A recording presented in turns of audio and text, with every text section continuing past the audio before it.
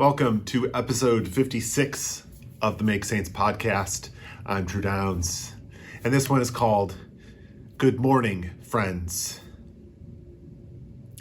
It is a greeting. Good morning, friends. It is a time, morning, and a naming, friends. There's something about saying good morning, friends. Something positive, something hopeful, something encouraging, something welcoming and supportive. Good morning, friends. I was told that we shouldn't do that. That we shouldn't say something so specific when speaking online, that we ought to say something more neutral. Like, good to see you. Welcome. There's something about this thing we're doing together in this online world. Something about it, something about live streaming and pre-recording and editing and sharing and posting.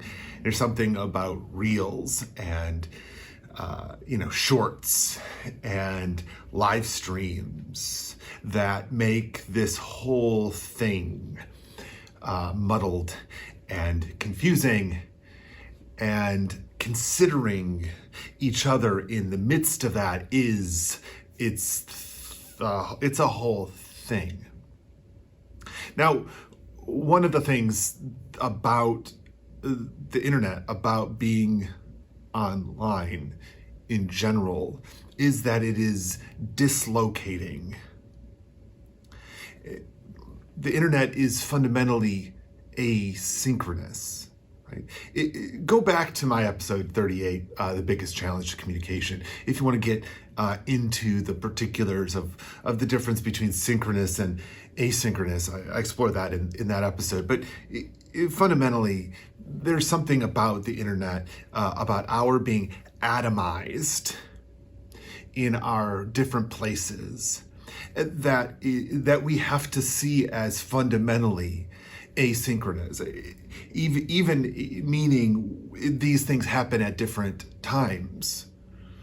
It's possible to get us all together at once. That makes it synchronous. Like you can do a webinar, you can do a Zoom meeting or a FaceTime call, you can get on Teams, you can do these things and be approximately together at the same time. And I think there's a way in which doing that and keeping that as that is valuable, because they're trying to pretend like asynchronous time is synchronous is a further dislocation. Right? When is this received? It's a real question, right? So we're being taught in light of 2020, we were being taught to, in many sectors, to remove the time from our communication so as not to disrupt this experience, to remind, like even in watching a pre-recorded webinar, you're familiar that this is not live. Like, this isn't live. You're watching it, but wanting to give you the impression of being there in the moment was such a valuable thing that we wanted to encourage that sense of being there with us in that moment. It's like. What does that mean then for the person who is doing that recording? What does it mean for them? Here's the list of things that you have to do to meet these people, these other people in their dislocation. Meeting others in the dislocation of the internet that was the sort of that was the desire for a lot of people during that time, and I think doing that meeting others and that dislocation unroots us all. Right? It makes me think about that sense of being lost. When you're feeling lost, and a lot of people feel lost for a variety of reasons. It isn't being online, but so for a lot of people, feeling lost when they're the church of their upbringing is not, it doesn't make sense to them anymore, or when you strike out on your own after college and there isn't anything, there is no roadmap, and there aren't any friends out there. It's lonely. That meeting people in their dislocation is like being lost and finding someone else who's lost. And you like letting go of your rootedness and being dislocated with another person is great. It's great. You get together and you can commiserate and you can talk about how terrible it is to be lost and how confused you're feeling in the moment. You can have all of that camaraderie together, but it's only solving one of the problems. There's still the problem of being lost. Like it doesn't change the lostness. It just means you're now got a compatriot in being lost. So where then are we? There is something important about being here or being there. That this thing that we're doing, this dance or this game or this whatever that we're doing, there's something about it that makes us feel like we need to be somewhere else than where we are. There's something to the experience of receiving something when we receive it, and giving something when it's given, and acknowledging the gap.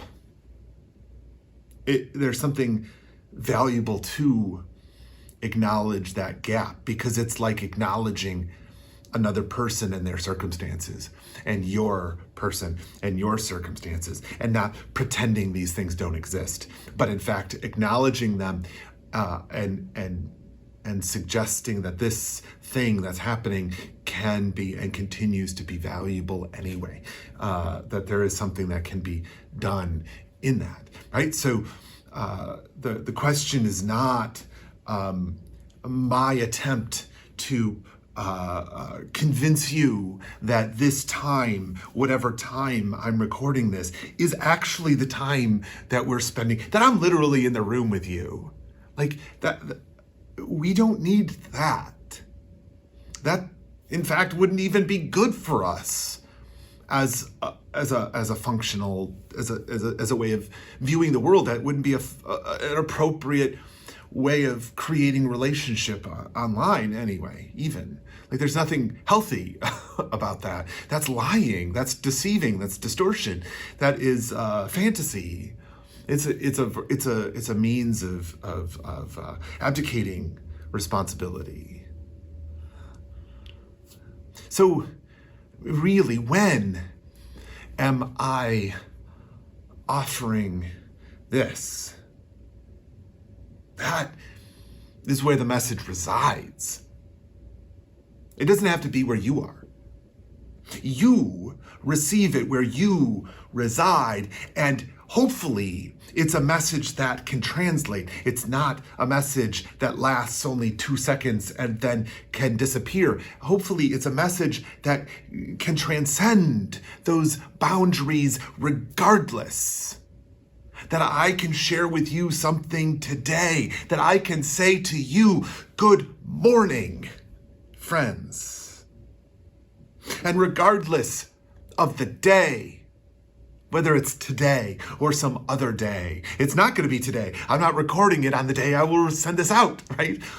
That the day that I send it and the day that you hear it or see it or receive it and be with it, whatever, that it does not actually matter, that I can say to you, good morning, friends, and it can be 2 a.m. on Sunday morning, and you can hear that and go, good morning to you, or good middle of the night to you, wherever you are. And that sense of being where we're at, that sense of knowing where we are at and sharing that with other people continues to be an even more valuable resource than we could ever have imagined before.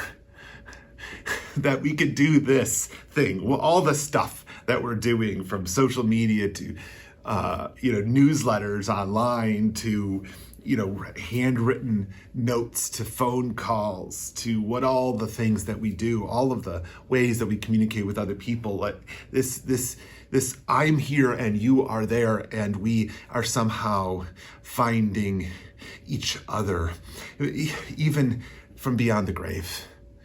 When we read old books and discover old ideas that are now new because they are our ideas now.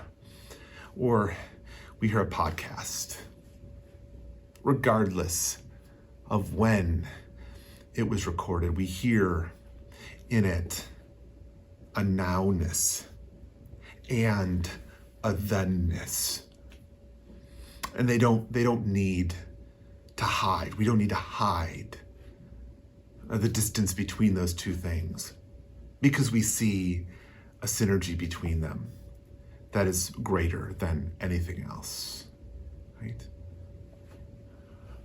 Yeah. So let me say to you, good morning, friends. Good morning. Good morning. It is wonderful to be here with you.